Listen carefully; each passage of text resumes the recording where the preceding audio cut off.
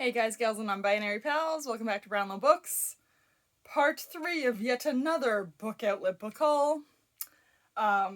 This box has some damage to it, a little bit through the ringer, so let's hope everything inside is okay, knowing full well that sometimes they come a little ripped and dinged from book outlet anyways, so like, as long as nothing's destroyed, like that time that Indigo's delivery guy left a box literally just sitting in the fucking rain on my porch. Like, my porch is covered. You have to actively try not to put it on the porch to make it wet. So, like, yeah. This one's actually got packing material in it. Okay. First off, we have Last Chance Books. Book lovers can be haters too. Kelsey Rodkey. Have been buying books that just look like they're about books as part of the plot. It's who I am as a person. Just leave it alone. Ooh, the back of this one's oh my, what the? Look at the size of this motherfucking sticker on the front here. Okay, stories from around the world. Name covered, Maisie Chan. Look at all these illustrations, though. It's so pretty. I love. A complete collection of beloved tales, myths, and legends from around the world, bound into a beautiful new edition. This book is from the UK. It's only £2.99 on the front. It's £5.99 on the back. That's not how you say that, is it? £5.99p? Never been there. I don't know. Lullabies for Little Criminals, Heather O'Neill. Ooh, 10th anniversary edition. I have always heard good things about this book. CBC Canada Reads winner. Yeah. So, I decided they had it. They had a nice, fucking fun, bright, colorful. So I was like, yeah, we try. Garlic and the Vampire. I think this is like a middle grade like graphic novel. And I was like, this just looks too cute to pass up. It's a little garlic going to like slay a vampire. I was like, into it. Alright, March Forward, Girl. Melba Patillo Beals. Prequel to the best-selling Warriors Don't Cry. Missed that. Might have to buy another book. How horrible. Alright. Good Girl Complex, Elle Kennedy. I hear a lot of good things about Elle Kennedy. I've never picked up a book by Elle Kennedy. I saw this one there and went, that looks like it could be my... Like, this is the kind of cover I enjoy when I'm reading a romance, so I was like, let's give it a try. I Kill the Mockingbird, Paul Akampora. This sounded really fun. Like, sounds like the area is trying to, like, ban To Kill a Mockingbird, or, like, the kids are really bored by it or something, and so they're like, we're gonna make it sound like people don't want to read it so that people read it, and it backfires. Horribly, from what I understand. So, I'm excited to read that. Because, you know, everyone knows To Kill a Mockingbird. Even if you haven't read it, I feel like you know To Kill a Mockingbird. Okay. Elizabeth Wetmore, Valentine. Again, read with Jenna. 1976, Odessa, Texas. Great oil boom. Fishes attack in a nearby oil field. Act of brutality that is tried in the churches and barrooms of Odessa before it can reach a court of law. I was like, sounds interesting. What doesn't sound interesting to me? Things where I can't pronounce it, which is why I don't like fantasy and sci-fi. I can't pronounce regular words. Why are you stuck like that? There we go. Oh my god. Okay. Island Queen, Vanessa Riley. I think this was compared to something else that I read and enjoyed, and I was like, oh look, it's available to me. Let's give it a try. Oh, some luxurious feeling paper. I like that.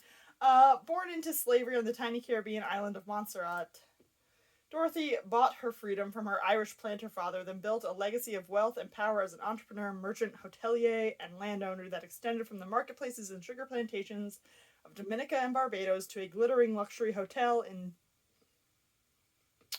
Demerara on the South American continent. I was like, we got a fucking fancy hat. Look at that. I was like, I'm into it. What aren't I into? For such a luxurious paper inside, the cover sure feels cheap. So, weird thing. What I gasped at here. This book nearly bent in half inside. Okay, The Lightkeeper's Daughters, Jean E. Penzil.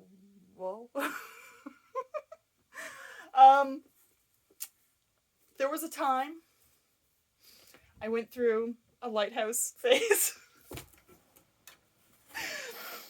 Full of surprises here. And I'd read Lighthouse Keeper's Daughter, Hazel Gaynor. This is so close, The Lightkeeper's Daughters. I was like, it's probably gonna be fine. You know, historical fiction. Oh, she's Canadian. She's born in Thunder Bay. That's fucking north. Okay. Inadvertently getting myself some Canadian fiction is always fun. Moonlight and the Pearler's Daughter. Again, it has built right into it the things that I love. A woman in period dress with her backs to you, and it's just a nice scene around her. It's like, how could you go wrong?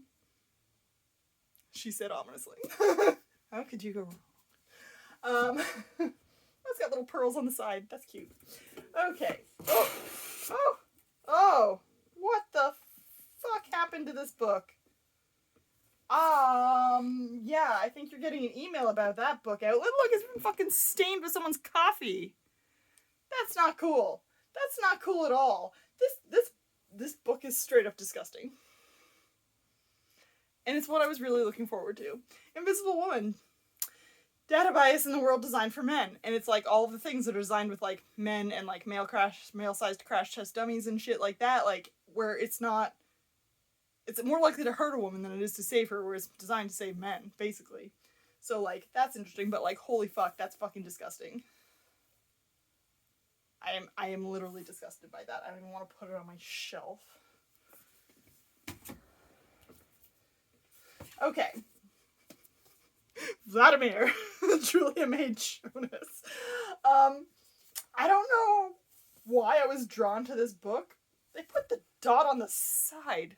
Morons. And oh my god, it's all smushed up in these corners. I'm not very pleased, book outlet. If you're out there watching. Vladimir, Julia May Jonas. Yeah, something about they're both professors and they're just like, yeah, we're chill with our marriage and we don't mind if you sleep with other people, and then he like sleeps with a student or something and all hell breaks loose and she's like, oh my god, and yeah, that's what I got from that, and I was like, that sounds fun. Not fun, kind of horrible, but like interesting. And I have seen a few people say that this was good, so why not when it's cheap for book outlet?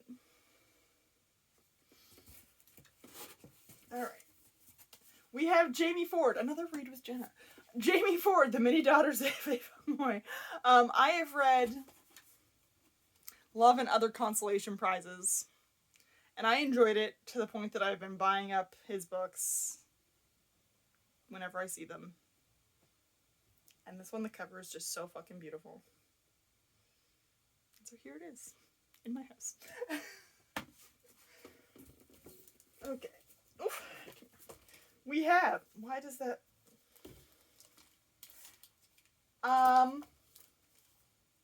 why does this have library plastic over it? That's so weird. Okay, Number the Stars, Lois Lowry. I have actually never read this.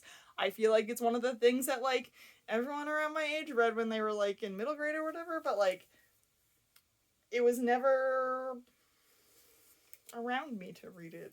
So, like, it was never read. But why is it wrapped in plastic? This is baffling to me. I'm so confused by that. Okay. Megan Miranda, The Last to Vanish. As I said in the previous one, sometimes she does me right and sometimes she does me wrong. And yet I keep buying it because I don't want to say they're easy. They're thrillers with low stakes. You know? I feel like they're just enough that I'm like, this is chill. I can read this and not be like, oh my god, freaked out. It's just like, yes, I am reading a book. Go with it. Okay. Leave the World Behind. Rumaan Alam? Solely on the cover. I enjoyed this cover. There is not a write-up on the back.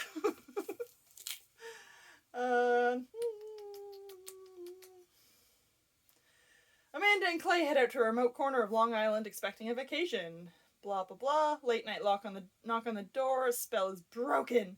An older couple who claim to own the home have arrived there in a panic. A sudden blackout has swept New York. Now, I don't know how many of you live in the Northeast. Around... Oh my god, I don't even remember what year that was. I was a teenager. I was still in high school. The big blackout. It took out, most of, like, New England, Northeast United States, and most of Southern Ontario, and I think even part of Quebec. My power was out for 2.5 days, I believe. But my mom and I were in another town, which is actually a city. The kind where they have, like, 4 lanes approaching a fucking stoplight from each fucking way. It was not fun navigating home through that, because we were trying to navigate home before the cops had been deployed to it, because no one knew what was going on yet. It was just, oh, this area of town lost power. Huh, that area's out too? And so is that one? What's happening? And then everyone found out what was really happening. And he's a biggin. So yes, I feel like that's probably what drew me to this, where I'm just like, so, we're gonna go with it.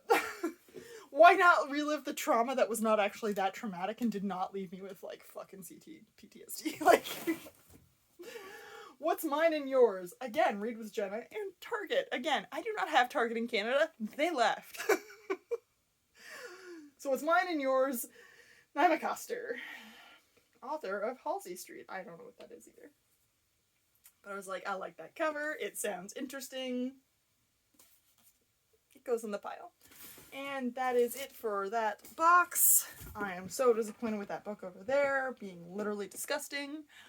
I expect them to be a little dirty when they come. They've been shuffled through warehouses and shipped multiple times sometimes, and that's why you get book outlet cheap kind of thing, but, like, that book is gross. Now, I have had a book come gross from them before. Like, it looked like someone had picked their nose and rubbed it in the front of the book. Like, inside the front cover. And I was like, people are disgusting. Reason I don't go outside.